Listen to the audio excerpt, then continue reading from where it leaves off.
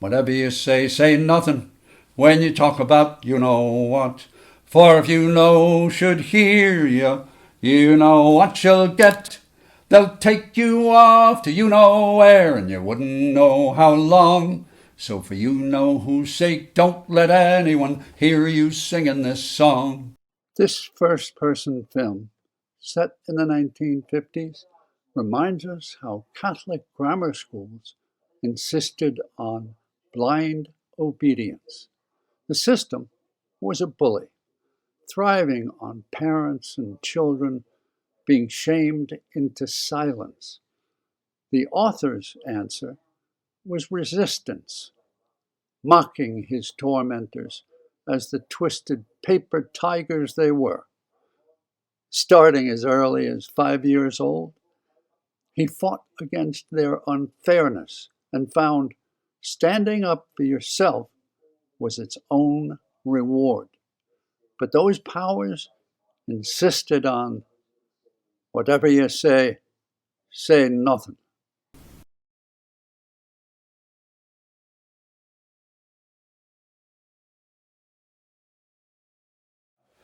As it had been a pretty crazy, tense day, I thought this would be a great time to take a break with a hot shower.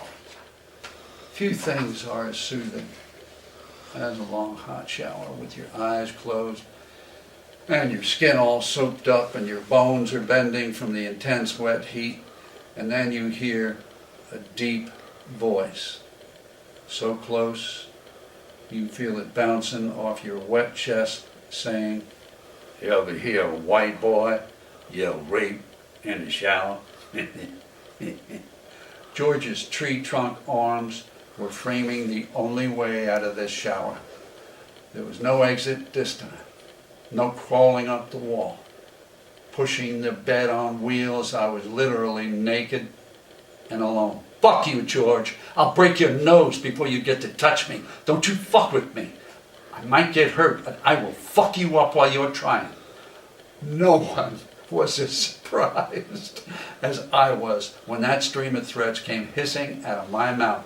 My other silent mind inside, meanwhile, was screaming, "What the fuck? Shut the fuck up, you moron! What are you trying to do? Get us killed? We're fucking trapped in here. You're pissing him off? Great, just fucking brilliant." I was really trapped because Army stall showers don't have any curtains. The fourth wall has two short side banger walls that stick out into the entrance. It makes for a really tight exit, especially in situations like that. "Oh, come on now, Sully. I was just playing with you." George smiles and saunters out of the latrine like we just finished a casual talk about baseball. I almost collapsed with relief. I felt like a deflated helium balloon, spitting loosely and farting its gas around the room as it collapsed. It was over as quickly as it started. It was the element of surprise, all right. It surprised the hell out of me. I found out what I would do to survive a situation like that. What I was prying open here was the window to a bully. Every bully has been bullied. And when you make credible threats, it's a crack in the wall they seem to be. It's his Achilles heel. I just lucked out.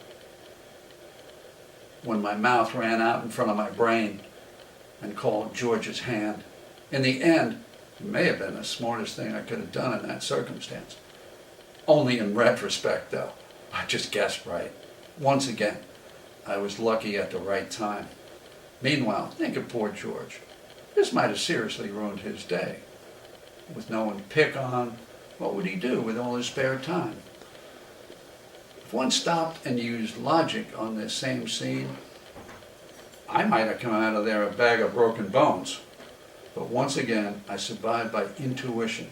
You can never tell what each individual will do when faced with such a threat. Unless that someone is trained to face danger. I was not.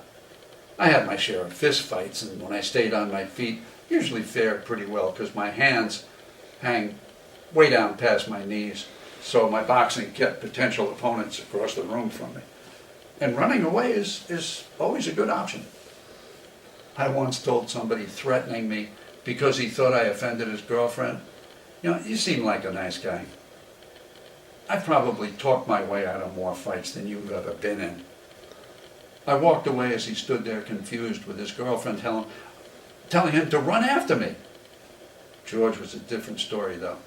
He could have walked right through anything I threw at him, and there was that 100-pound weight advantage. George could have pressed me into the gun. Wait a minute here. Let's not dwell on the negative side of this miraculous event. This is an amazing stroke of luck for our anti-hero here. For once, my Irish temper and my intuition worked together like a 3-card Monte team. And George thought his bluff was being called, which it was. He folded his hand without playing so much as an ante up. I underestimated my intuitional understanding about bullies. I knew more than I wanted to think about. I was raised by a bully. This was a little too real though. Like seeing and being in an action comic strip at the same time. I stood in the shower alone for a few long minutes shaking. Having almost had a fight or a flight, it looked like I was going to have an uneasy peace and a tentative sleep regime. I wondered what I could fashion into a homemade weapon for some self-defense in the still of the night. Sitting in the lounge, watching TV, was probably the safest routine for a start because it was closer to the main gate of the cell block and I knew where George was when he was there, right in front of me, and just a touch pacified by the boob tubes and the cartoons. Gene sample. Just then, the dull clanging starts, gate after gate, opening into the inner sanctum corridor, to the TV lounge. Someone's coming into our cozy little lock-up, lock-down cell block. A new prisoner, a new set of blues. The uniforms in the stockade and the psych wards were identical, an intense blue that later became popular with a French municipal worker's uniform jacket.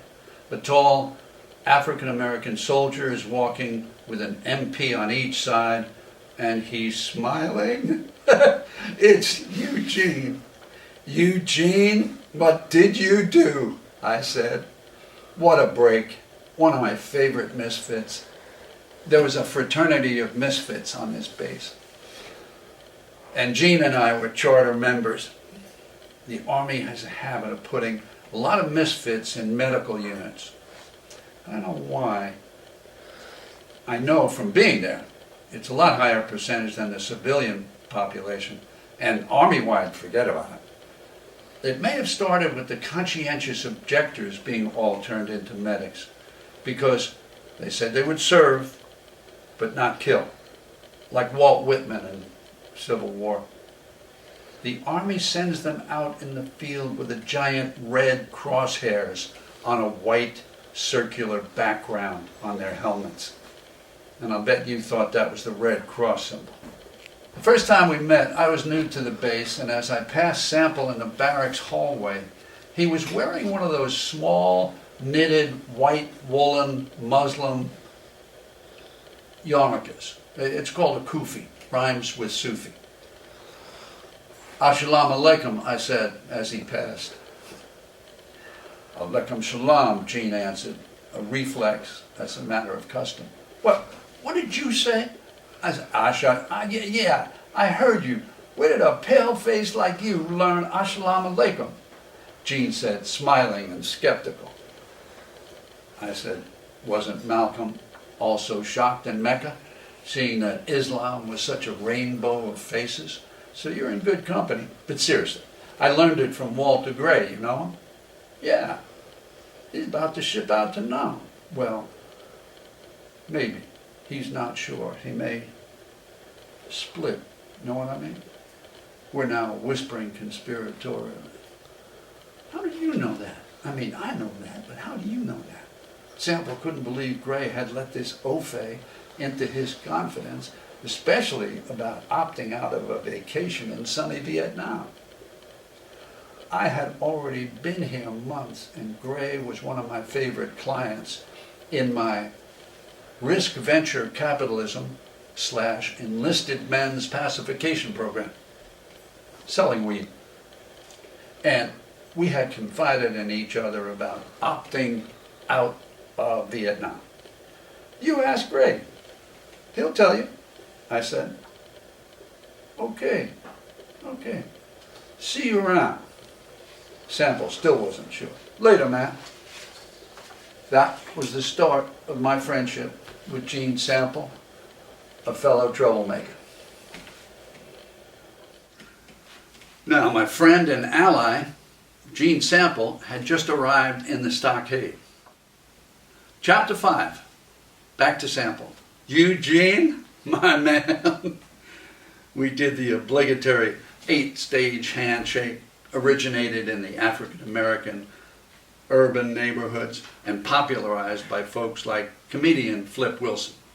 It was circulated in the Army by the many troublemaking misfits in the medical corps, who had a reputation for far more resistors than any other branch in the Army.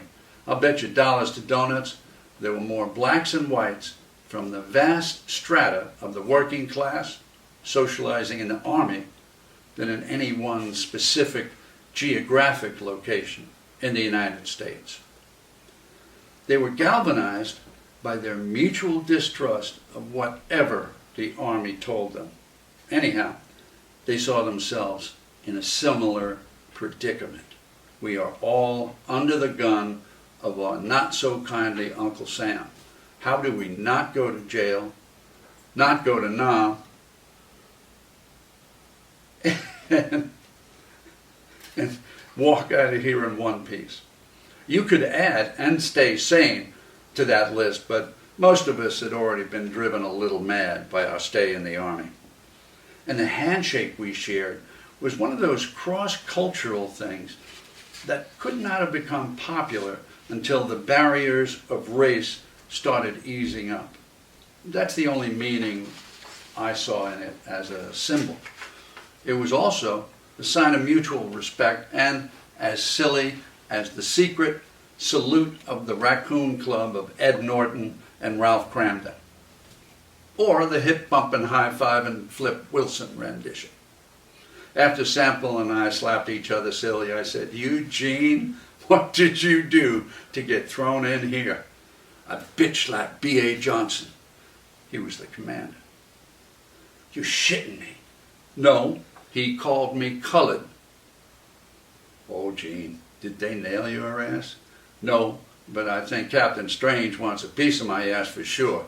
Him and Bad Asshole are real tight." "Oh, that reminds me. I got this lawyer. You remember Lauren Watson, the head of the Black Panthers in Denver? A white policeman framed him for murder, and who got him off? My lawyer, Leonard Davies." "I can't afford no lawyer, Sully." No, this guy does this. He'll take your case for free. If there's a civil rights issue in the case, he gets money from rich people and foundations to do this kind of work. He does this all the time. And if Strange so much as touches you, we can get him busted. Big time. This guy got a Black Panther free by proving a cop lied, and it was an all-white jury in Denver. And you know what a cowboy and Indian town this is, and we know who the Indians are. You know that Dick Gregory routine about Great White Father? No, but I got a feeling I'm going to know it.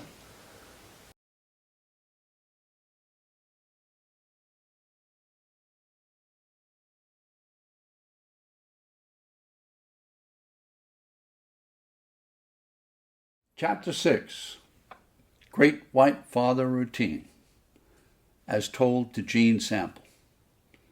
Well, Dick Gregory goes deep with this one. He tells a historical tale that goes back to the 1800s. about the Great White Father.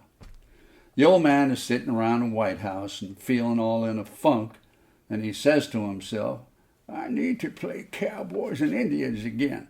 It'll be just like the good old days. He sends an invite to the Indians, and they tell him, forget about it, Great White Father. What with the smallpox you sent us, the shitty land you sent us to live on, and all those treaties you trashed. We're staying on the res. You got too much firepower. Well, he's back in a funk for weeks, until he thinks of all those poor Irish immigrants going begging for work. Any work. Get him in here, and we'll put Indian costumes on him. We'll have a ball, he says. They drag in the Irishmen, and the Great White Father says, you people like to drink and fight and make trouble? How'd you like to play cowboys and Indians with the Great White Father? Oh, Jacobs, your eminence, we've been fighting for about 700 years now with this here Anglo-Saxons, your worship. And we came here for some rest and respite. We just fight amongst ourselves, mostly for recreation and practice like.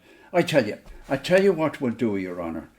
We'd make outstanding cops, we would. So, they make a deal with the Great White Father to be cops, and he turns to the next immigrant group, the Italians. Chapter 6, B. Sample Schools, Big George. Irish cops are pigs. We got 'em in Chicago. George pipes up with his contribution. He's been sitting here wondering what's going on. Nobody's paying any attention to him, and they're talking like he isn't even there. He doesn't know what to do, but he knows he doesn't like Mayor Daley's corrupt Irish cops.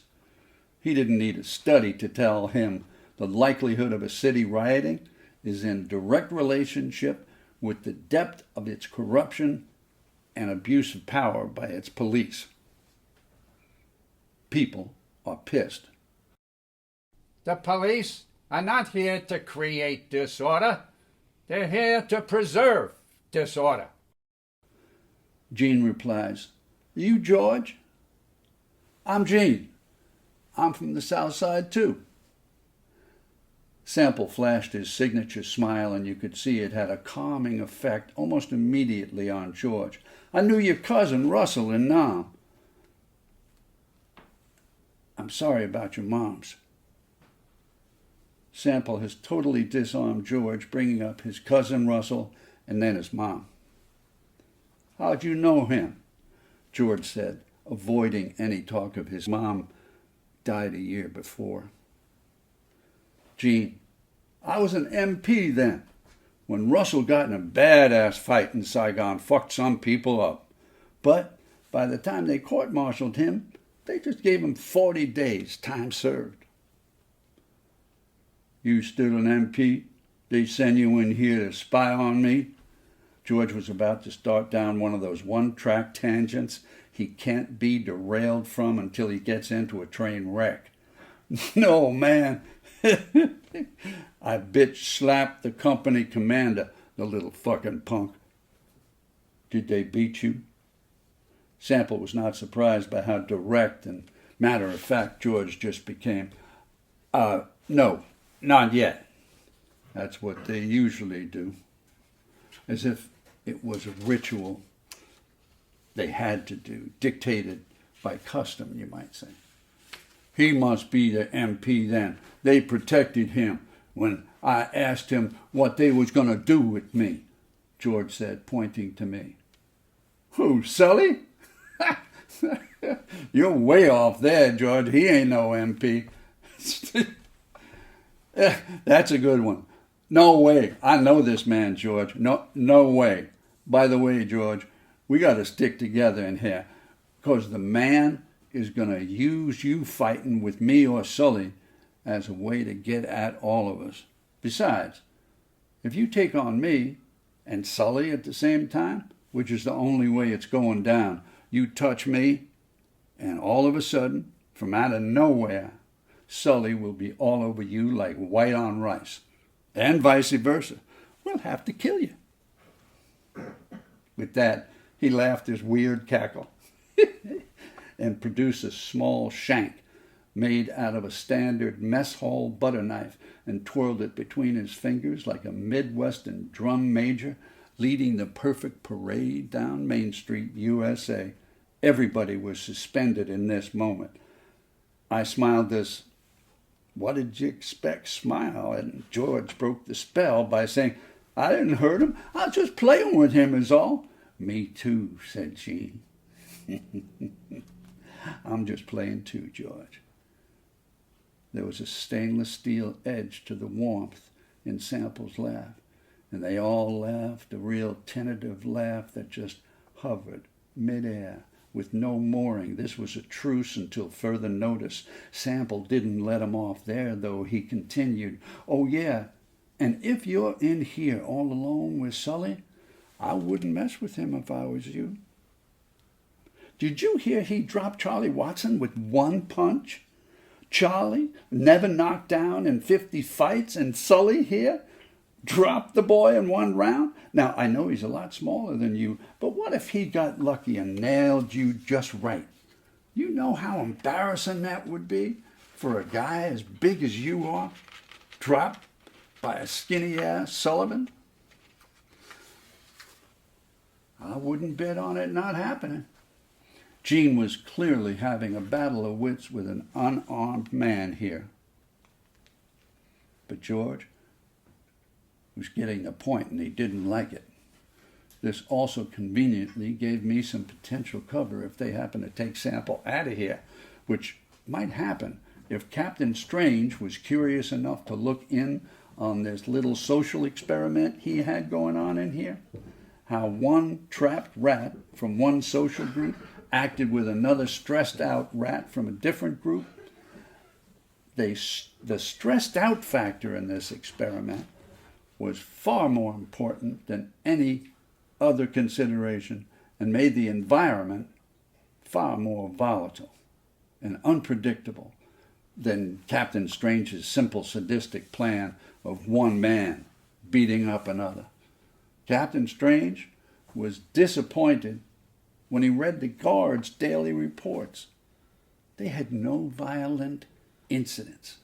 Prisoners seemed to be getting along just fine. This little experiment reminded me of the scientists who studied a rat environment built to humanely house X number of rats.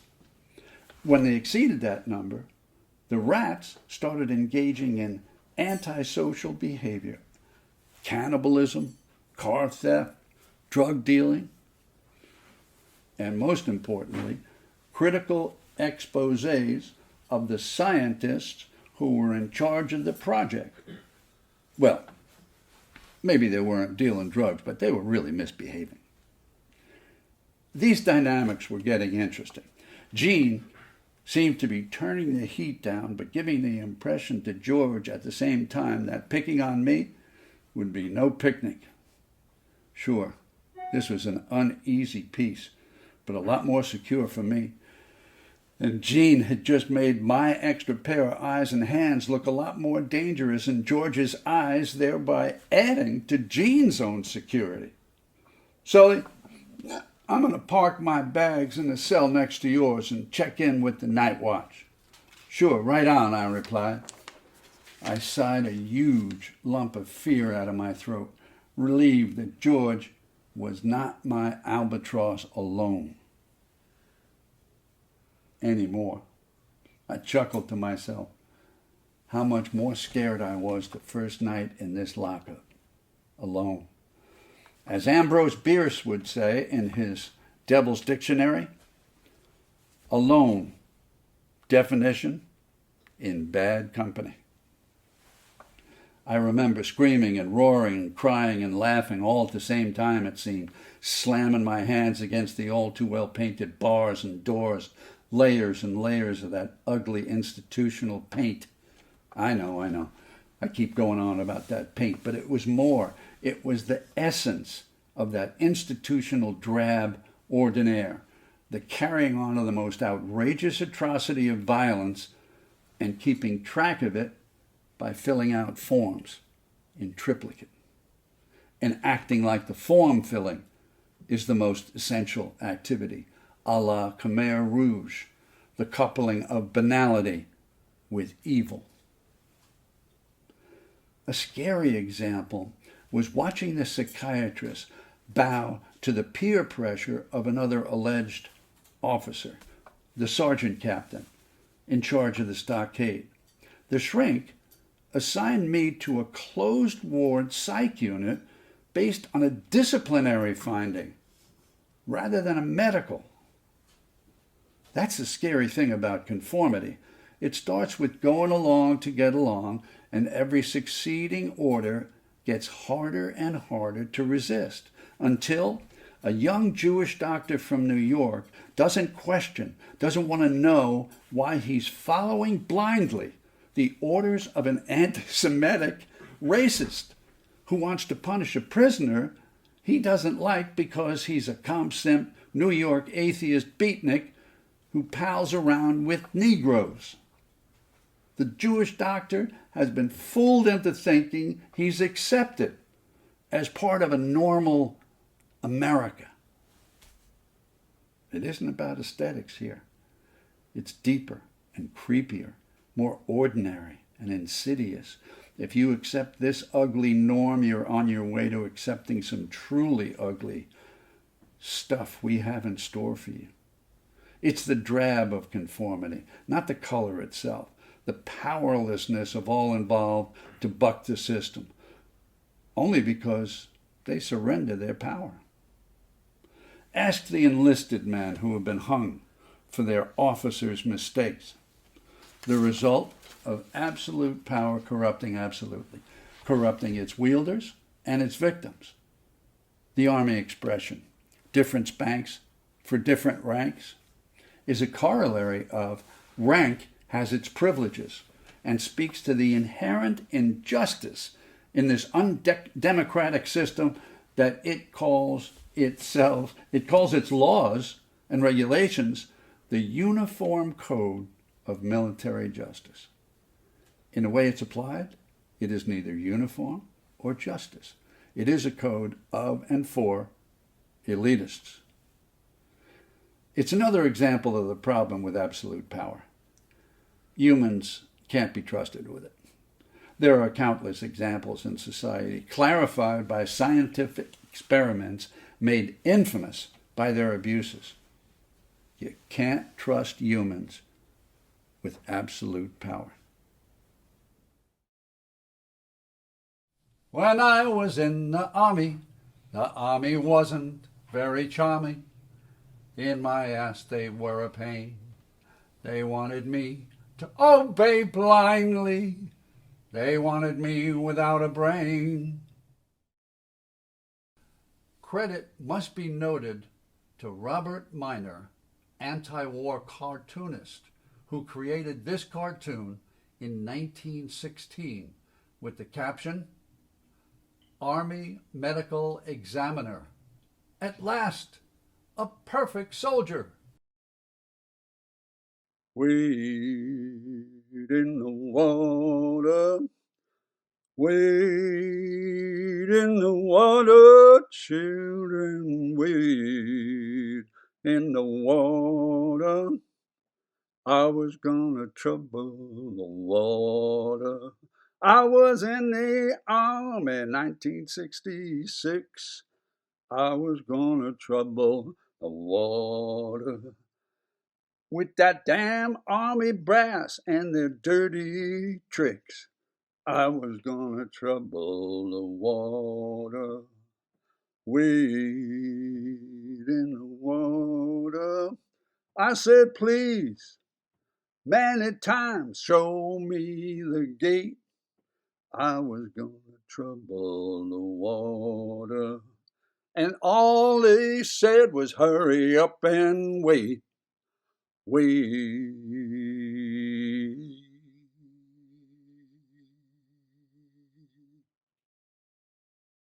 Whatever you say nothing when you talk about you know what. For if you know should hear you, you know what you'll get. They'll take you off to you know where, and you wouldn't know how long. So for you know whose sake, don't let anyone hear you singing this song.